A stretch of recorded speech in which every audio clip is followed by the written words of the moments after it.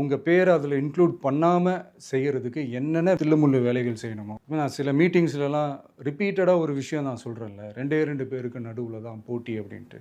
அது மேடைக்கு மேடை அவங்க அதை ப்ரூவ் பண்ணிகிட்டு இருக்கிறாங்க. இவர் இந்த கோயம்பேடு அளவு கிராஸ் பண்ணும்போது பார்த்துருக்கிறாரு. அது வந்து உள்ளாட்சி தேர்தலில் நடத்தக்கூடிய அமைப்பு, அது மாநில தேர்தல் ஆணையம். அவங்களுக்கு வந்து ஒரு இந்திய தேர்தல் ஆணையத்துடைய மாநில தலைவர்னு ஒருத்தர் இருக்கிறாரு. அவங்க தலைமை செயலகத்தில் அவங்களுக்கு அலுவலகம் இருக்குது. அவங்க ஒரு மீட்டிங் நடத்தியிருக்கிறாங்க. அவங்களுக்கு ஒரு பேர் இருக்குது, அர்ச்சனா பட்நாயக்னு ஒரு அம்மா நடத்தியிருக்கிறாங்க. நீ அவங்களுக்கு தானே கடிதம் எழுதணும் அப்படின்னு இன்னைக்கு போட்டு ட்ரோல் பண்ணிட்டு இருக்கிறாங்க. சாதாரண நபர்கள் கூட ட்ரோல் பண்ணல, மீடியாக்களே கார்டு போட்டு ட்ரோல் பண்ணிட்டு இருக்கிறாங்க. ஒரு சிஸ்டம் எப்படி இயங்குது எதுவுமே உங்களுக்கும் தெரியல. சரி, தெரிஞ்சவங்களை பார்த்து கத்துக்கணுங்கிற ஐடியாவும் இல்லை. சீஃப் மினிஸ்டர் ஆஃப் இந்தியான்னு அவங்க சொன்னாங்கல்ல பசங்க, அதுதான் எனக்கு ஞாபகம் வருது. திமுக அவங்க விமர்சனம் பண்றாங்க, கண்டனம் தெரிவிக்கிறாங்க, ஆர்ப்பாட்டம் போராட்டம் பண்றது மட்டும் இல்ல, முதலமைச்சர் பேசுறாரு, துணை முதலமைச்சர் பேசுறாரு, பிடிஆர் பழனிவேல்ராஜன் ஆங்கில ஊடகங்களுக்கெல்லாம் வந்து ஒரு பேட்டி கொடுத்துட்டு இருக்கிறாரு. தொடர்ந்து அவரும் பேசிட்டு இருக்கிறாரு. சுப்ரீம் கோர்ட்ல வழக்கும் போட்டுக்கிறாங்க, வழக்கு நடத்துறாங்க. ஆமா, இது இல்லாம மிக முக்கியமான நடவடிக்கை ஒண்ணு செய்யறாங்க. என்ன அப்படின்னா, ஞானேஷ்குமார் வந்து மோடிக்காக, சார் நான் உனக்காண்டி ஒரு கிரவுண்டு ரெடி பண்றேன், நீ இந்த இடத்துல பால் எவன் போட்டாலும் சரி அது வந்து உனக்கு வந்து ஷார்ட் பச்சா தான் வரும், நீ சும்மா லெக் சைடு திருப்பி அடிக்கலாம், சிக்ஸர் தான் போகும் அப்படிங்கிற மாதிரி ஒரு கிரவுண்டு ரெடி பண்ற ஒரு விஷயமா தான் எஸ்ஐஆரை பார்க்கணும். பிரச்சனைக்கு காரணமே பிஜேபி, மோடி அப்படின்னு ஒன்று இருக்குது அப்படின்னா நீ அதை கொஸ்டின் பண்ணணும்.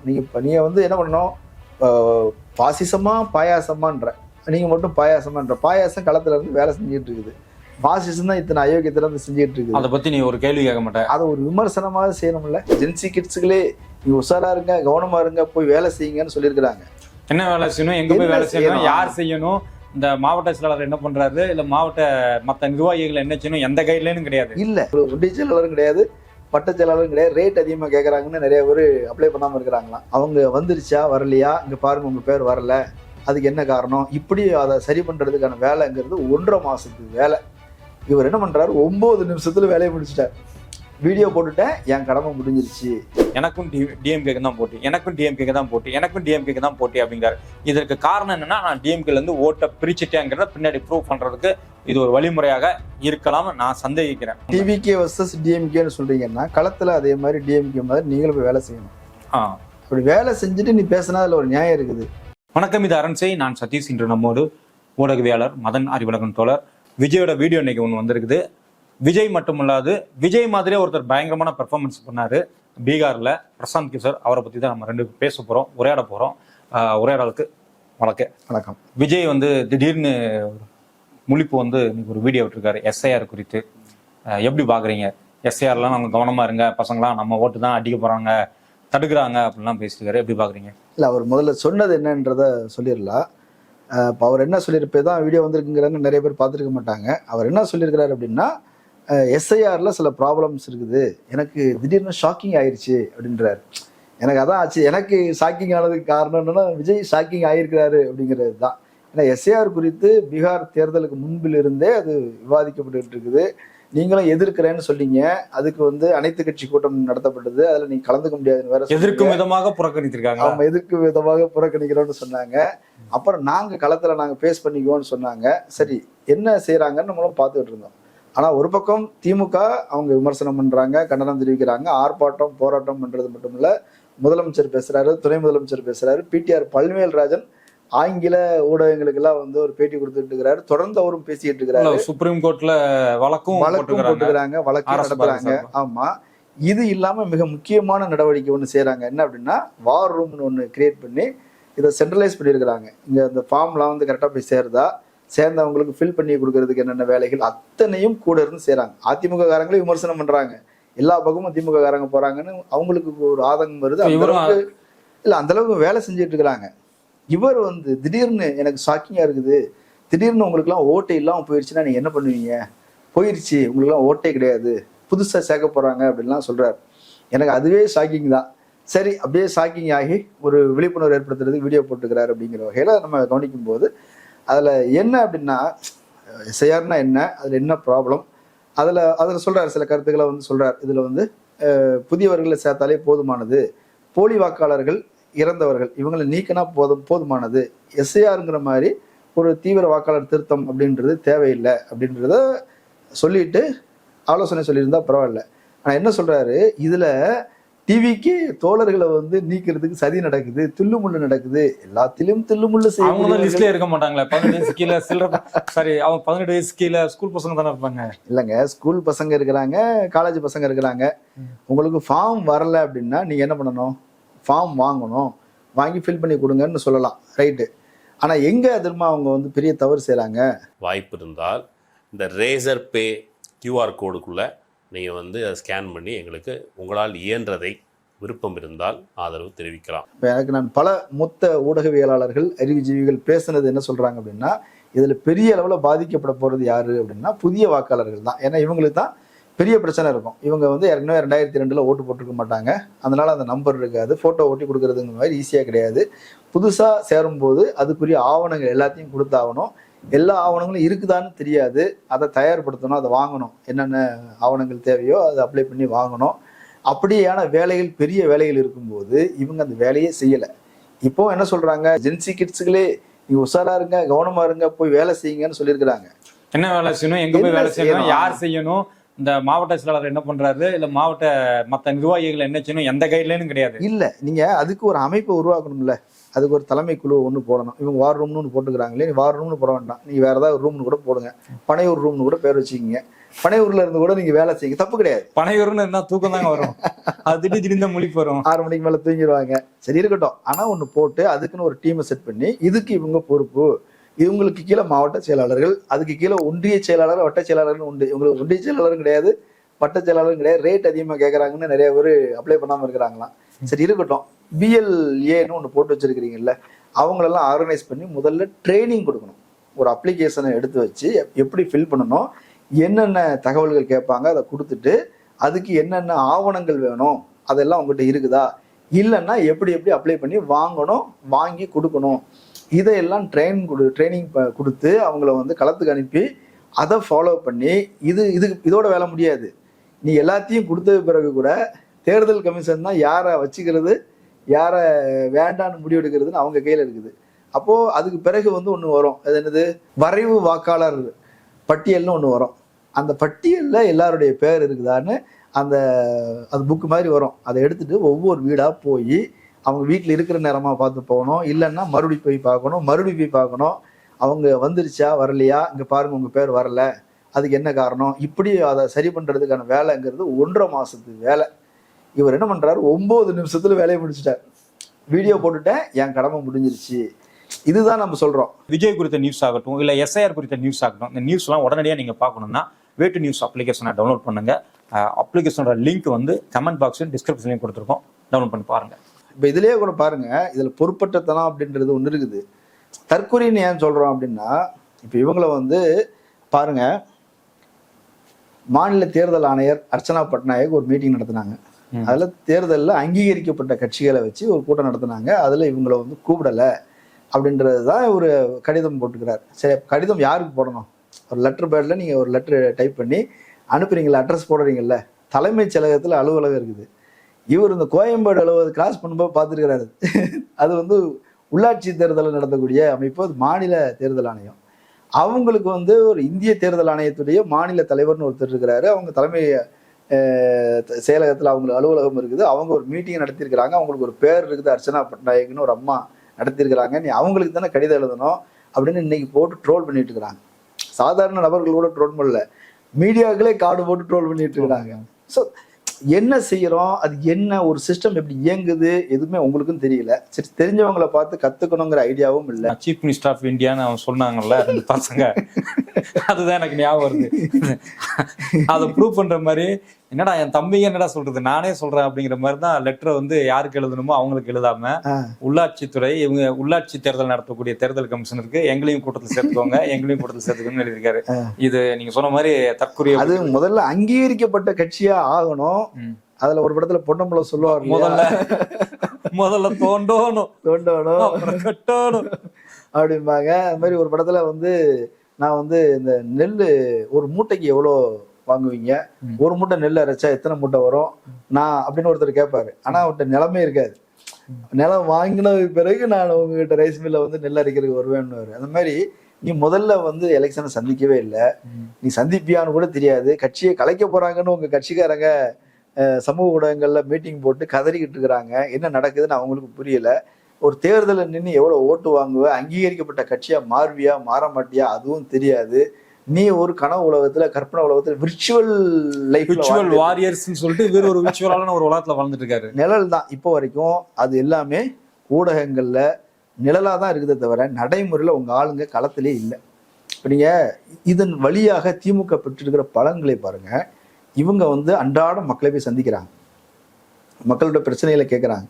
வெறும்னே வந்து இந்த இதை எப்படி அப்ளை பண்ணுறது, டாக்குமெண்ட்ஸ் வாங்கி கொடுக்குறதுங்கிறது மட்டும் இல்லை. இவங்க களத்துக்கு போகும்போது மக்கள் இன்னும் பல குறைகளை பிரச்சனைகளை சொல்கிறாங்க. அதோடு சேர்ந்து அதை சரி பண்ணுறதுக்கான வேலைகளை சேர்த்து செய்கிறாங்க. மக்களுக்கு மேலும் மேலும் நெருக்கமாகிட்டு இருக்கிறாங்க. இதை பார்த்து அந்த பக்கம் அதிமுக பராமப்படுது. இன்னைக்கு ஒரு மாவட்ட செயலாளர் போயிருக்கிறாரு, 55,000 பேர் நீங்கள் நீக்கிட்டீங்க அப்படின்றாரு. மொத்த பேருமே நீக்கிட்டாங்க, புதுசாக சேர்க்கணுமே. அப்போ எவ்வளோ பேரை வந்து அப்ளை பண்ணியிருக்கிறாங்களோ அவங்கள வந்து அப்லோட் பண்ணிட்டு இருக்கிறாங்க.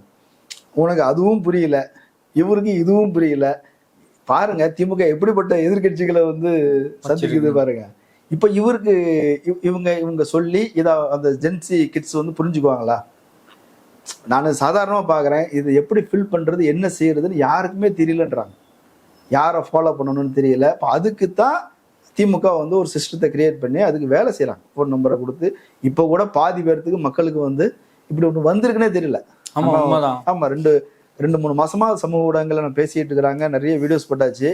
இதெல்லாம் மக்கள் பார்த்து அவங்க புரிஞ்சு வச்சிருக்கணுமா? இப்போ ஒரு தேர்தல் கமிஷனர் வந்து ஞானேஷ்குமார் குப்தா அவர் வந்து அவருடைய ஒவ்வொரு ப்ரெஸ் மீட்லையும் அவர் அழுத்தி சொல்றது என்னன்னா, ஒரு ஓட்டு கூட, ஒரு மனிதனுடைய ஓட்டு, ஒரு இன்ஜினியரிங் ஓட்டு கூட விட்டுறக்கூடாதுன்னு நாங்கள் குறிப்பாக இருக்கிறோம். அதனால தான் பாலத்துக்கு கீழே இருந்தவங்க கூட 0ன்னு வீட்டு நம்பர் கொடுத்து, டோர் நம்பர் 0ன்னு கொடுத்து அவங்கள ஓட்டு போட வச்சோம் அப்படின்னு சொல்றாரு.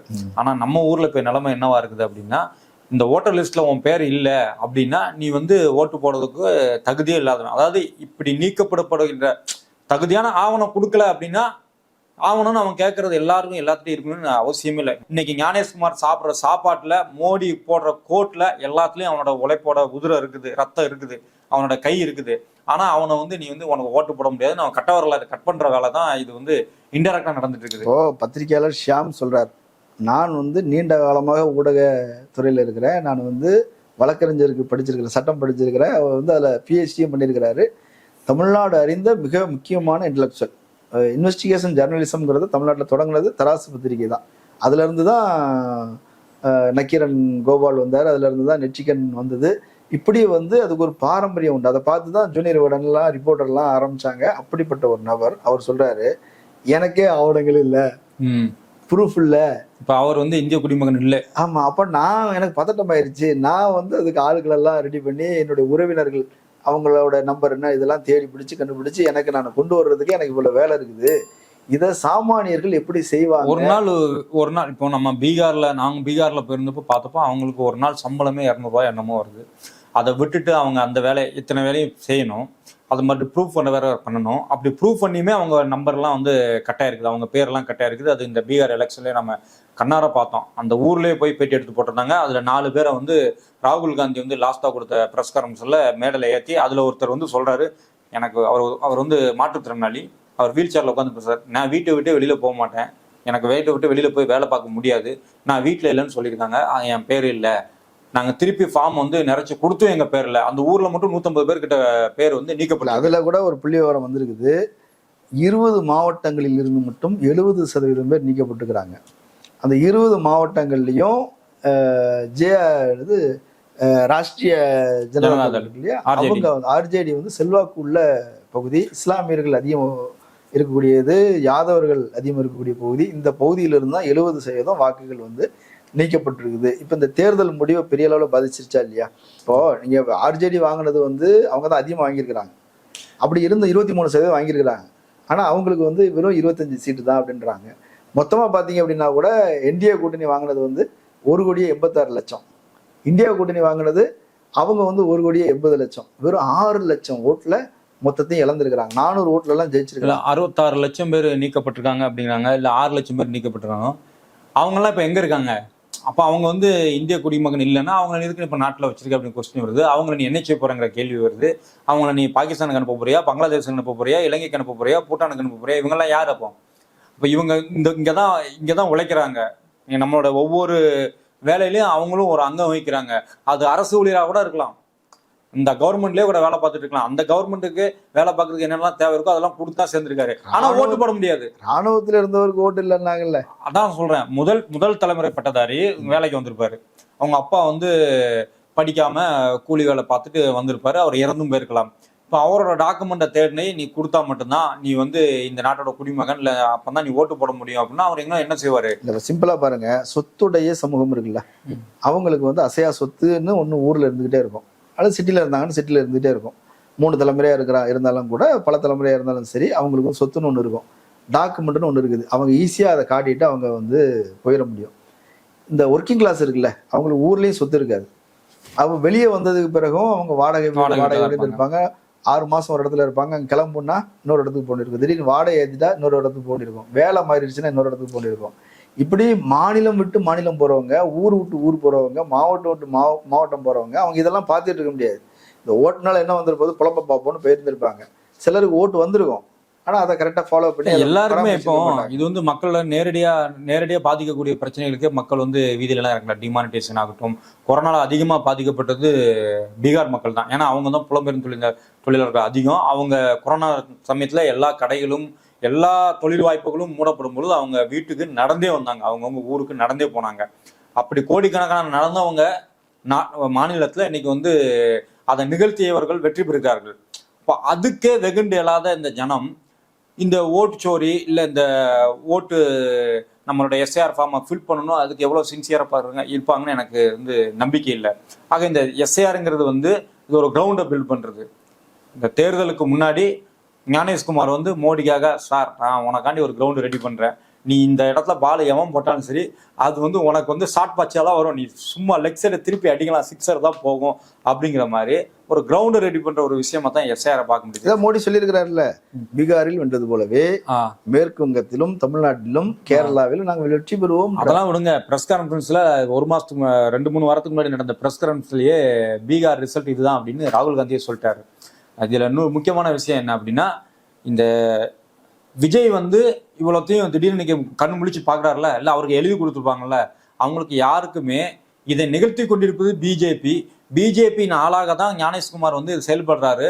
அவருக்காகவே சிறப்பு சட்டம் உருவாக்கப்பட்டு அவர் தான் இந்த ஞானேஷ்குமார் தான் தேர்தல் கமிஷனராக இருக்கணும், தேர்தல் ஆணைய தலைவராக இருக்கணும்னு அவரை கொண்டு வந்தது முதற்கொண்டு அவர் மேல இனி எதிர்வரும் காலங்களில் எந்த கேஸும், கிரிமினல் கேஸோ சிவில் கேஸோ போட ஆனது பிறகு கூட அதுதான் எதிர்காலத்துல சாவர வரைக்கும் அந்த ஆளுக்கு வந்து வேற யாருக்குமே கிடைக்காத ஒரு சலுகையை உண்டு பண்ணி கொண்டு வராங்கன்னா அப்ப காரணம் இல்லாம எதிர்க்கணும், எதுவுமே காரணம் இல்லாம இருக்காது. இப்படி ஒரு விஷயத்த செஞ்சிருக்கிறது பாஜக. அந்த 9.5 நிமிஷம் வீடியோல பாஜகங்கிற பேரை எங்கிட்டு லென்ஸ் போட்டு பார்த்தாலும் கிடைக்க மாட்டேங்குது. சரிங்க, பாஜகன்னு கூட சொல்ல வேண்டாம், ஞானேஷ்குமார்னு ஒரு பேரையாவது சொல்லிருக்கலாம்ல. இல்ல அது எப்படி சொல்ல முடியும், பாஜகவே சொல்ல முடியல, தன்னை மாதிரி ஒருத்தர் தானே அவரு. தேர்தல் ஆணையம்னு சொல்றாருல்ல, எஸ்ஐஆர்னு சொல்றாருல்ல, சிறப்பு வாக்காளர் திருத்தம்னு ஒண்ணு இவ்வளவுத்தையும் சொல்லிட்டு அவர் என்ன சொன்னாரு, இங்க தடுக்கிறார்கள் அப்படின்னு யார ஒரு குற்றம் சாட்டுறாங்க. தடுக்கிறார்கள்னு சொல்லிட்டீங்கல்ல, என்ன சொல்லணும், எப்படி தடுத்தாங்க? ஃபார்மை கொண்டு வந்து கொடுக்கும்போது அப்படியே குறுக்கால வந்து வாங்கிட்டு போயிட்டாங்கன்னு சொல்றீங்களா, அல்லது அவங்களுக்கு கொடுக்காம தடுத்தாங்கன்னு சொல்றீங்களா? அது இப்போ இந்த வீட்டுக்கு வரலன்னு நீ கம்ப்ளைண்ட் சொல்லலாம், அப்படித்தான் நடக்கும். இந்த வீட்டுல யாருமே இல்லை அப்படின்னு சொல்லிட்டு கொடுக்காம போயிருந்திருப்பாங்க, அல்லது அந்த பகுதிக்கு வராம இருந்திருப்பாங்க, இப்படித்தானே சொல்லணும். வந்துட்டு அப்பா அம்மாவுக்கெல்லாம் கொடுத்தாங்க, அண்ணனுக்கெல்லாம் கொடுத்தாங்க, தம்பிகளுக்கு மட்டும் கொடுக்கல அப்படின்னு ஒண்ணு இருக்குமா? அவங்களே கேட்டு வாங்கியிருப்பாங்கல்ல. அப்படி ஏதாவது புகார் வந்திருக்குதா? அப்படி எதுவுமே இல்லை. நீ என்ன ஒரு ஒரு கம்ப்ளைண்ட் சொல்ற அப்படின்னா அதுக்கு காரணம் சொல்லு. இந்த பிரச்சனைக்கு காரணமே பிஜேபி, மோடி அப்படின்னு ஒண்ணு இருக்குது அப்படின்னா நீ அதை கொஸ்டின் பண்ணணும். நீங்க வந்து என்ன பண்ணணும், பாசிசமா பாயாசமான்ற, நீங்க மட்டும் பாயாசமான்ற, பாயாசம் களத்துல இருந்து வேலை செஞ்சுட்டு இருக்குது, பாசிசம் தான் இத்தனை அயோக்கியத்துல இருந்து செஞ்சுட்டு இருக்குது. அதை பத்தி நீ ஒரு கேள்வி கேட்க மாட்டேன், அதை ஒரு விமர்சனமாக செய்யணும்ல. இதுல இன்னொரு மேட்டர் இருக்கு, விமர்சனத்தை விடுங்க, நாங்க போராட்டமே பண்ண போறோம் புஷி ஆனந்த் தலைமையில. ஏன் இவர் வந்து போராட மாட்டாரா, இவர் வந்து தலைமை எடுக்க மாட்டாரா? ஒரு மிகப்பெரிய ஸ்டார், நீ வந்தா அவ்வளவு கூட்டம் வரும், இவ்வளவு லட்சம் பேர் பார்ப்பாங்க அப்படிங்கும்போது நீ அதை வந்து முன்னெடுக்கணும்ல, ஏன் நீ முன்னெடுக்க மாட்டேங்குது கொஸ்டின் வருதுல்ல. அந்த நாட்டின் மிகப்பெரிய எதிர்கட்சியின் தலைவர் ராகுல் காந்தி களத்துல நின்று போராடுறாரு, பிரியங்கா காந்தி களத்துல நின்று போராடுறாங்க, கலைஞர் நின்றுகிறாரு, அண்ணா நின்றுகிறாரு. நீ அவங்களெல்லாம் அவட பெரிய ஆளான்னு ஏன் நீ வந்தனா இன்னும் கூடுதல் கவனம் பெறும்ல. நீ சொல்ற கூட்டம் வந்துடும் வரட்டும், அதுக்கு போலீஸ் பாதுகாப்பு கொடுக்கும். நீ முறையா அனுமதி கேட்டேன்னா இடத்த தேர்வு செஞ்சேன்னா போலீஸ் பாதுகாப்பு கொடுப்பாங்க.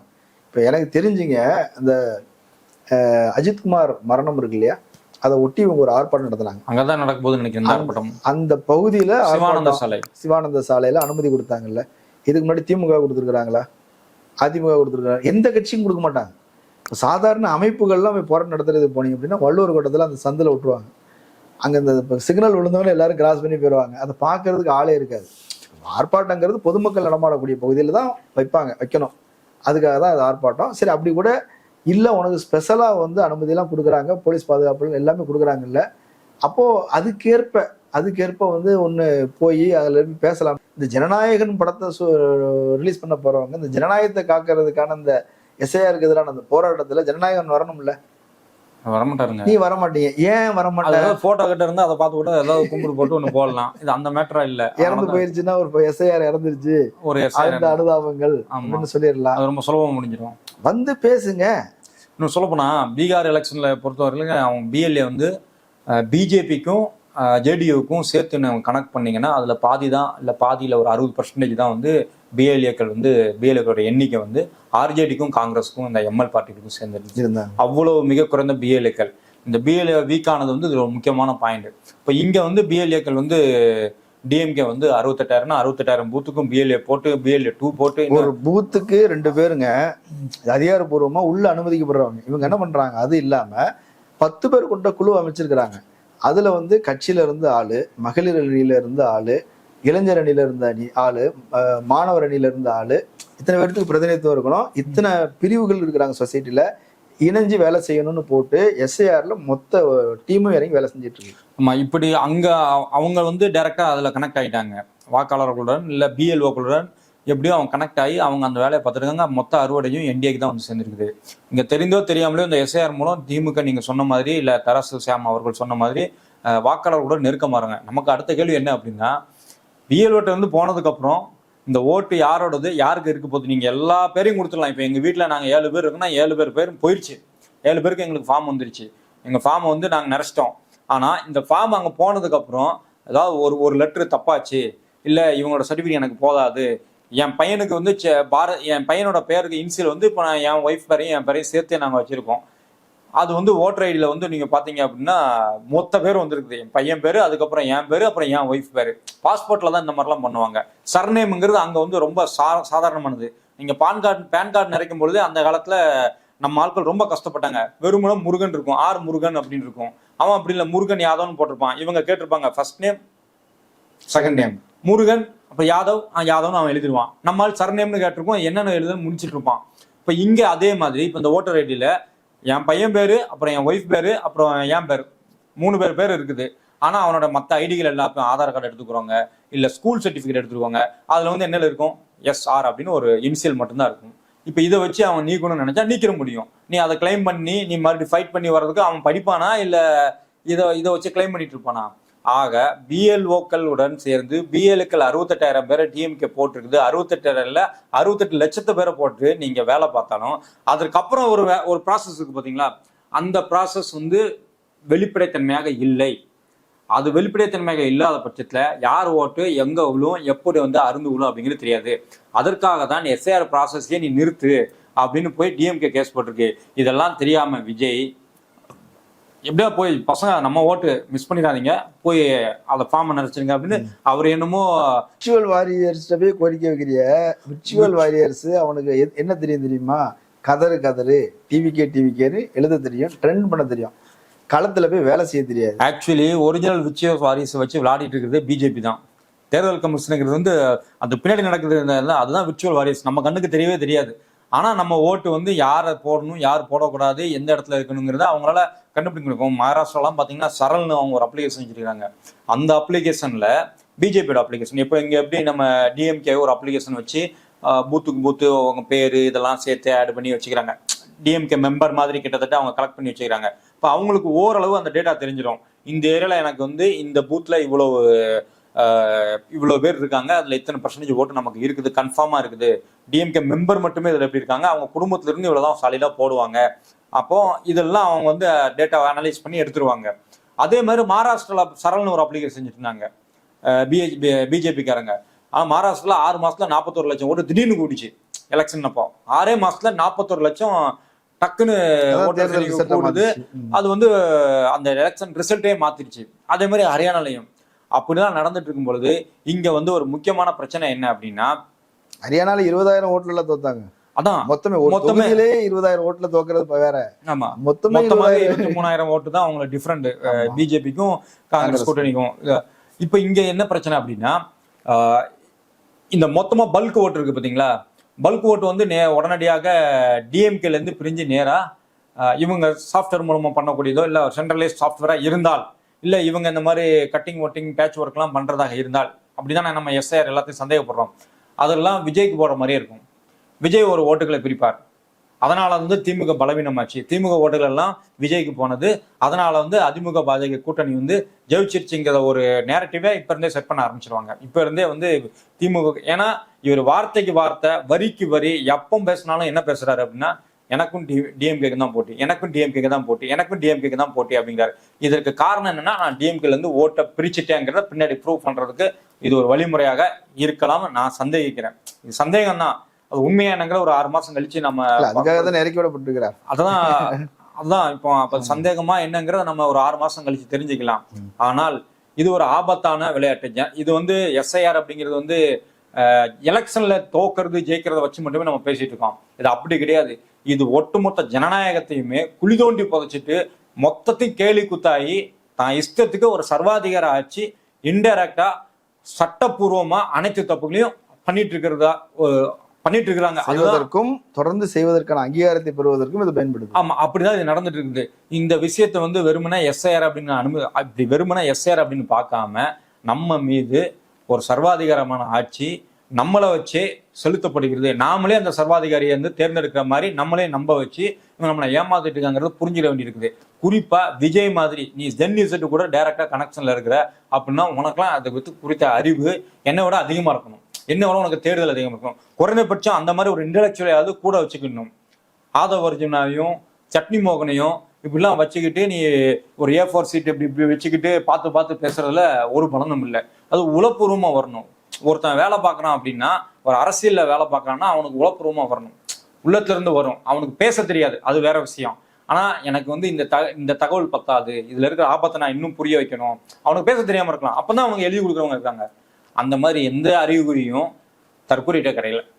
டிவிகே வர்சஸ் டிஎம்கேன்னு சொல்றீங்கன்னா களத்துல அதே மாதிரி டிஎம்கே மாதிரி நீங்களும் போய் வேலை செய்யணும். அப்படி வேலை செஞ்சுட்டு நீ பேசினா அதுல ஒரு நியாயம் இருக்குது. விர்ச்சுவல்ல தான் பேசிட்டு இருக்கிற, உனக்கு ரிசல்ட்டும் விர்ச்சுவல்ல தான் வரும். இப்படிதான் நமக்கு தோணுது. இப்ப பிரசாந்த் கிஷோர் இப்ப இவருக்கு குருநாதர் அவர் தானே, அவர் வந்து அவர் தான் வந்தாரு, வந்து சைன் போட மாட்டேன்ட்டாரு. ஆமா ஆமா, மென்டர் இல்லையா, மென்டர். இப்ப அவரும் அங்க போய் என்ன பண்ணாரு, எங்களுக்கு என்டிஏக்கு எனக்கு தான் போட்டி அப்படின்னாரு. தினமும் வந்து அறிக்கை கொடுப்பார். இவராவது வந்து விர்ச்சுவல் அறிக்கை தான் கொடுப்பார். அவர் நேரடியா பத்திரிகையாளர்கள் சந்திச்சு பேசுவார். அந்த ஸ்கில் இருக்குது, அறிவாளி. பத்திரிகையாளர் சந்திச்சு பேசுவார். அங்க ஊழல் நம்பர், இங்க ஊழல் நம்பர், அந்த பிரச்சனை இந்த பிரச்சனை. ஊடகங்கள்ல வந்து தொடர்ந்து அவர் விவாதத்திலே இருந்துட்டு இருக்கிறார். பிரசாந்த் கிஷோரும் ஒரு ஆள், அவங்களுடைய பிரதிநிதிகளும் போறாங்க. அப்படி வந்து அன்றாடம் செய்திகள் இருந்த ஆளு எவ்வளவு வாங்கியிருக்கிறாரு, 3.44% ஓட்டு வாங்கியிருக்கிறார். எந்த இம்பாக்டும் இல்லை. எலெக்ஷன் ரிசல்ட் வர ஆரம்பிச்ச உடனே முதல்ல 2 தொகுதிகள் முன்னிலைன்னு இருந்தது, பின்னாடி அதுவும் இல்லை, 0. படிச்சு சொன்னேன், கேட்கல, கண்டவனும் சொல்லிட்டு போயிடுவான் பார்த்தியா. அந்த மாதிரி பிரசாந்த் கிஷோருக்கு மெசேஜ் டு பிகே அப்படின்னு போட்டு அர்ணாப் கோஸ்வாமி பேசுறாப்புல. என்ன தெரியுமா பேசுறாப்ப, Prashant, it's for you, just a single message to you, politics not a business. அவ்வளோதான். அது வந்து பிஸ்னஸ் கிடையாது. நீ நினைக்கிறல்ல அந்த ஸ்ட்ராட்டஜி இந்த ஸ்ட்ராட்டஜி அப்படி இப்படி, நான் கிரவுண்டில் போய் வேலை பார்ப்பேன், டெய்லி 5000 கிலோமீட்டர் நடந்து போயிருக்காரு, 6000 கிலோமீட்டர் நடந்து போயிருக்காரு, அதுதான் கிடையாது. சரியா? பாலிடிக்ஸுங்கிறது வந்து பிஸ்னஸ் கிடையாது, அது வேற அப்படின்னு அர்ணாப் கோஸ்வாமி அந்த ஆளு இவருக்கு அட்வைஸ் பண்ற அளவுக்கு இந்த ஆள் வந்து சீரழிஞ்சு போய். நம்ம ஊர்ல ஒண்ணு சொல்லுவாங்க, தெரிஞ்ச தொழில விட்டவனும் கேட்டான், தெரியாத தொழில தொட்டவனும் கேட்டான். அது எனக்கு அது வந்து நான் என்ன சொல்றேன்னா, அதை செய்யணும், அதுல முழு மனசோட இறங்கி வேலை செய்யணும், உழைக்கணும். அதுக்கு ஒரு காலம் இருக்குது. நீ எடுத்த உடனே பாஞ்சுக்கிட்டு ஜெயிச்சணும் நினைச்ச அப்படின்னா எதுவும் நடக்காது. அத வந்து உங்க மென்டர் பிரசாந்த் கிஷோரே அங்க வந்து ப்ரூஃப் பண்ணிட்டார். இன்னைக்கு ஒரு கட்டத்துக்கு பிறகு பிரசாந்த் கிஷோர் சார்பான விவாதங்கள் நின்று போச்சு. 2 ஆண்டுகளாக பிரசாந்த் கிஷோர் அங்க போறாரு, இங்க போறாரு, 2024 தேர்தலுக்கு முன்னாடி பிரசாந்த் கிஷோர் சொல்றாரு மோடி வந்து 380 தொகுதிகளுக்கு மேல ஜெயிச்சிருவாரு அப்படின்னு ஒரு பேட்டி கொடுக்குறாரு. அந்த அப்பவே அழுதுட்டாரு. லூப்ல போட்டுக்கிட்டே இருக்கிறாங்க. பிரசாந்த் கிஷோர் சொல்லிட்டாரு, பிரசாந்த் கிஷோரே சொல்லிட்டாரு அப்படின்னு. நீங்களும் பாருங்க, பிரசாந்த் கிஷோரே வந்துட்டாரு, அவரே எங்களுக்கு ஆலோசனை சொல்றாரு அப்படின்னு. ஐயா, நல்ல வண்டி அப்படின்னா இருக்கிறாங்க அப்படின்னா அவர் ஏறி விசில் அடிப்பாரு, முன்னாடி வா முன்னாடி போன்னு சொல்லுவாரு. அதெல்லாம் நல்லா இருக்கும். ஆனா டப்பா வண்டி, டப்பா டிரைவரை வச்சுக்கிட்டு வண்டியை ஓட்ட முடியாது. நீங்க முதல்ல வண்டியை சரி பண்ணுங்க. பிரசாந்த் கிஷோரே பெரிய தற்கொலை தான். அந்த தற்கொலையை நம்பி இந்த தற்கொலை பேசிட்டு இருக்குது. எஸ்ஐஆர் குறித்து இவர் பேசின வீடியோ வந்து கொஞ்சம் ஓரளவுக்கு இந்த ஜென்இசட் பசங்களுக்கு அது குறித்து என்னான்னு வேணா பார்க்க வச்சிருக்கலாம் தவிர, அதுலயும் இவர் வந்து எங்களை தடுத்தாங்கன்னு டிஎம்கே மேல வன்மத்தை கூட்டியிருக்காரு. பிஜேபி அப்படிங்கிற ஒரு வார்த்தையை கூட இதை மொத்தமா ஆட வச்சிட்டு இருக்கிற பாஜக குறித்து ஒரு வார்த்தை கூட பேசாம வழக்கம் போல தன்னுடைய அரசியல் என்ன, தன்னுடைய அரசியல் நிலைப்பாடு என்னங்கிறத கிளியரா அந்த வீடியோல சொல்லியிருக்காரு. பிரசாந்த் கிஷோரை வச்சும் நம்ம சில பாடங்களை வந்து அவர் தெரிஞ்சுக்குவார்னு நம்புறோம். மக்கள் முன்னாடி வைப்போம், மக்கள் என்ன சொல்றாங்கன்னு பார்ப்போம். மீண்டும் ஒரு நிகழ்ச்சியில் சந்திப்போம். நன்றி தோழர். நன்றி. மீண்டும் ஒரு நிகழ்ச்சியில் சந்திப்போம் நண்பர்களே.